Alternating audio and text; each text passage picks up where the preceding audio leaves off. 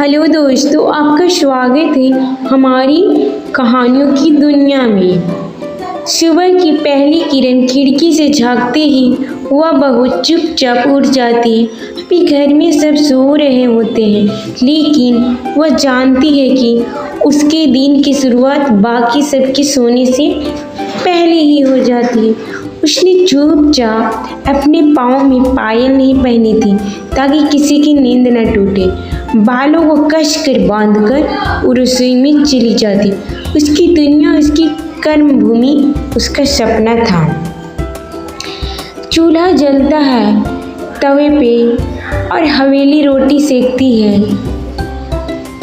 उसकी सांसें जैसे हर फूल एवं फुल्के के साथ हल्की हो जाती।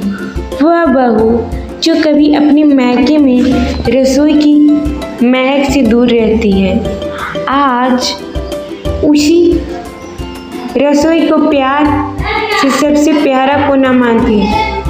शायद इसलिए जब उसकी सास एक बार बोली थी, बेटा तू हर दिन कुछ नया बना लेती है, थकती नहीं क्या? तो उसकी आंखों में चमक थी और जवाब सिर्फ एक मुस्कान थी। उस बहू की रसोई कोई साधारण नहीं थी।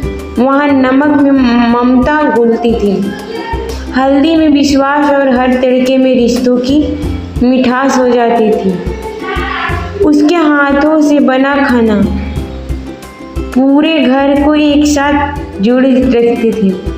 पति की थकान, ससुर जी की नाराजगी, बच्चों की शैतानियाँ, सब उस खाने की खुशबू में पिघल जाते थे। कभी कभी उस आंखों में थक जाती थी और शरीर बोझिल हो जाता था, तब भी वो अपनी थाली में सबसे बाद उठती थी। सबके खाने के बाद फिर चाहे खाना एक रोटी बची हो या आधी रोटी, उसे वही सबसे स्वादिष्ट लगती थी, क्योंकि उसे पता होता है यह घर मुस्कुरा रही है, क्योंकि रसोई में उसकी ममता पकी है। एक दिन उसकी ननद घर आई, देखा दीदी थकी हुई थी पर फिर भी रसोई में लगी हुई थी। वो बोली, भाभी आप तो आराम भी नहीं करती, क्यों इतना करती हैं सबके लिए? उसने मुस्कुरा कर कहा, क्योंकि यह रसोई ही तो है जहाँ से हर रिश्ता स्वाद पता है। अगर मैं थाली में सिर्फ खाना परोसूं तो रसोई सिर्फ रोटी होगी, लेकिन अगर मन से परोसूं तो वह रोटी नहीं, याद बन जाती है। ननद चुप रह गई और उस दिन से रसोई भी पवित्र लगने लगी। समय बीतता गया, लेकिन बहू का प्यार रसोई में यूं ही बरसता रहा। लोग कहते थे वो बहू नहीं, किसी देवी की तरह थी जो चुपचाप सबके लिए कुछ न कुछ बनाती रहती, बिना किसी शिकायत के। लेकिन उसके भीतर हर रोज एक सपना था, वो भी खाना बनाने का हमेशा दिमाग में चलता रहता।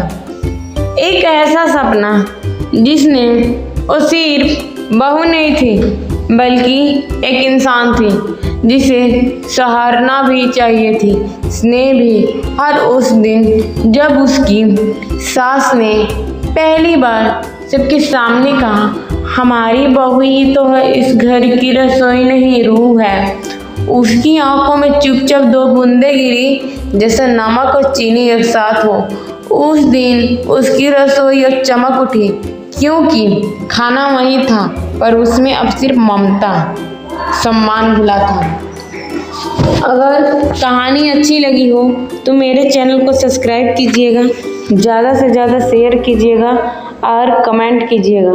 आप लोग के लिए ऐसी ही मज़ेदार कहानियाँ बनाती रहूँगी।